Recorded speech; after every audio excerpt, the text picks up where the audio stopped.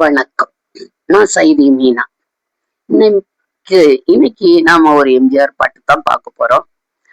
எம்ஜிஆருக்காக எழுதப்பட்ட, எம்ஜிஆர் நடித்த தத்துவ பாடல்கள், கொள்கை பாடல்கள் எல்லாம் இன்றளவும் கேட்டுட்டு ரசிச்சுக்கிட்டு தான் இருக்கிறோம். எம்ஜிஆரையே பாடின பாடல்கள் நிறைய இருக்கு சினிமால.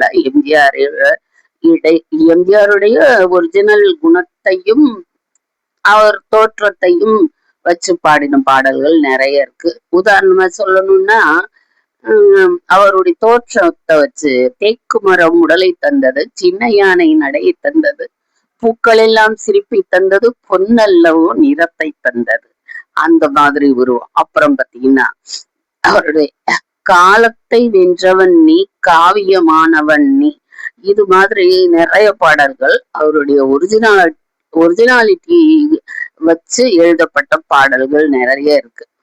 இது மாதிரி ஒரு பாட்டு தான் இன்னைக்கு அரச கட்டளை படத்துல வாலி ஐயா எழுதினது. ஆனா இதுல கதாநாயகனாய் அவர் பற்றின குணாதிசயங்களை பாடுற மாதிரியான பாட்டு.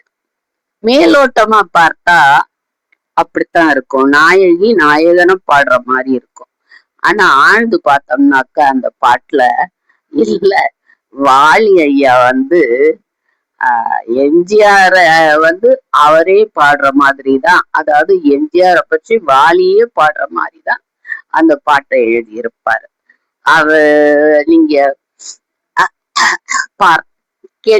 கேட்டிருப்பீங்க. நீங்க நானே பல முறை கேட்டிருந்தாலும் அது எனக்கு தோணல.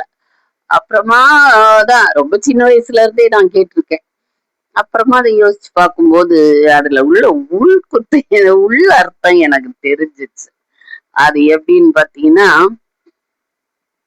என்னை பாட வைத்தவன் ஒருவன், என் பாட்டுக்கு அவன்தான் தலைவன், ஒரு குற்றமில்லாத மனிதன், அவன் கோவில் இல்லாத இறைவன். இதை யார் சொல்ல முடியும்? கவிஞர் தான் சொல்ல முடியும் இல்லையா? அவரை வாலிய பாட்டு எழுத வச்சது. அந்த நன்றி மறவாம, ஒரு குற்றம் இல்லாத மனிதன், அவன் கோவில் இல்லாத தலைவன் அப்படின்னு. இன்னைக்கு எம்ஜிஆருக்கு கோவில்கள் இருக்கதான் செய்யுது. அன்னைக்கு எழுதின பாட்டு அது. மக்களால ரொம்ப பிரியமா ஏத்துக்கிட்ட ஒரு குற்றம் இல்லாத தலைவன் அப்படிங்கிறது உண்மை. இது இந்த பாட்டோட பல்லவி. அடுத்து சரணம், 3 சரணம் இருக்கு. அது பாத்தீங்கன்னாக்கா, அந்த முதல் சரணத்துல பாத்தீங்கன்னா, நம்ம மனசுக்கு எதெல்லாம் மகிழ்ச்சி அளிக்க கூடியதோ அதையெல்லாம் எம்ஜிஆரோட ஒப்பிட்டு பாடியிருப்பார் வாலி. அவன் சோலையில் மலராய் சிரிப்பான், அந்தி மாலையில் நிலவாயிருப்பான், குளிர் ஓடையில் அலையாய் திரிவான், நல்ல கோடையில் குடையாய் விரிவான். அது முதல் சரணம். அதாவது தேவையறிஞ்சு செய்யக்கூடியவர் அவர் அப்படிங்கிறதான் அது குறிக்குது. 2வது சரணம் பாத்தீங்கன்னா அப்படி டாப்பா இருக்கும். 2வது சரணத்துல,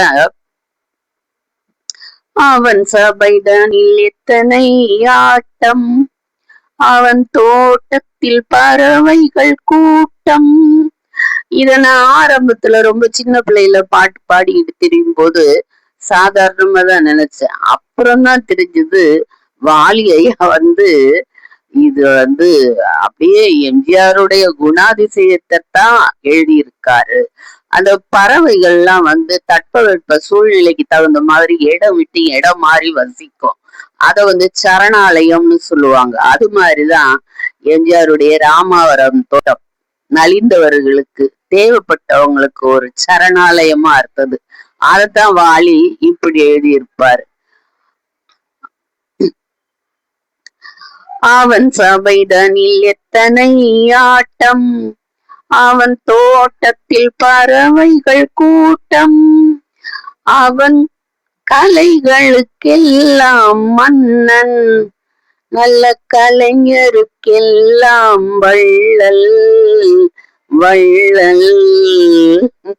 ஒரே தூக்கா தூக்கிடு, கொடுத்த காசு சேர்த்து போச்சுடா அப்படின்னு. அந்த மாதிரி வரி அது. அந்த வள்ளலை பத்தி அவர் வாழி எழுதி இருந்தது. சொல்றதுக்கும் மனசு வீண் இல்லையா, அது மாதிரி. மூணாவது சரணம் பாத்தீங்கன்னா, உம் அவன் வீட்டுக்கு கதவுகள் இல்லை, அவன் வாசலில் காவல்கள் இல்லை. அதாவது திறந்த மனசு, யார் வேணாலும் போலாம், பகைவன் கூட போலான்ட்டான். 10 மிளகு இருந்தா பகைவன் வீட்டுக்கு போலான்னு சொல்லுவாங்க.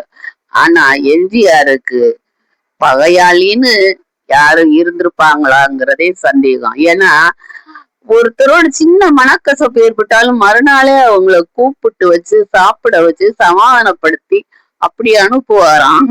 அது மாதிரி நிறைய படிச்சிருக்கேன் நான் அந்த அவருடைய குணாதிசயத்தை. அது அப்படித்தான் அது. அந்த வீட்டுக்கு கதவுகள் இல்லை, அவன் வாசலில் காவல்கள் இல்லை, அவன் கொடுத்தது எத்தனை கோடி, அவன் கொடுத்தது எத்தனை கோடி. அது அவருக்கே தெரியாதுங்க. வறியவர்களை பார்த்தா, வயசானவங்களை பார்த்தா பாக்கெட்டுக்குள்ள கைய விடுவாராம், அப்படியே அள்ளி அப்படியே கொடுப்பாராம். அந்த மாதிரி எல்லாம் சொல்லுவாங்க. அதுக்கப்புறம் பெரிய தொகையா இருந்தா ஜானகி அம்மாட்ட சொல்லி எடுத்துட்டு வர சொல்லி அப்படி வச்சு கொடுப்பாராம். அப்புறம் ஒரு காசு வராது இவங்க கிட்ட அப்படின்னு நினைக்கக்கூடியவங்கிட்ட ஈஸியா கேட்டுருவாங்க, வட்டிக்காவது கொடுங்களேன் அப்படின்னு சொல்லி. ஆனா எம்ஜிஆர்ட்ட கேட்கறதுக்கு சிலர் கூச்சப்படுவாங்க. ஏன்னா கேட்ட உடனே கொடுக்கிறவர் அவரு, இதுக்குத்தான் இங்க தேடி வர்றாங்களா அப்படின்னு நினைச்சிடக்கூடாதே அப்படிங்கிறதுக்காக கூச்சப்படுவாங்களாம் சிலர். அப்படி கூச்சப்படும் போது குறிப்பறிஞ்சு செய்வாங்க நம்ம மக்கள் திலகம். முகத்தை பார்த்தே அவங்க குறிப்பறிஞ்சு என்ன வேணும் தயங்காம கேளுங்க அப்படின்னு கேட்டு செய்வாராம். அதனாலதான் அவர் மக்களாலையும் வள்ளல்னு பாடப்பட்டார். அவன் கொடுத்தது எத்தனை கோடி. நமக்கு இவ்வளவுதான் தெரியும். அந்த கோமகன் திருமுகம் வாழி வாழி. வாழ்த்த வயசில்லை ஐயா, ஆனாலும் எங்களோட நீங்க இன்னும் வாழ்ந்துகிட்டு தான் இருக்கிறீங்கன்னு நினைப்போட வணங்குறோம். சரிங்களா? உங்க ஆசீர்வாதத்தோட அடுத்த வீடியோல பாக்குறோம்.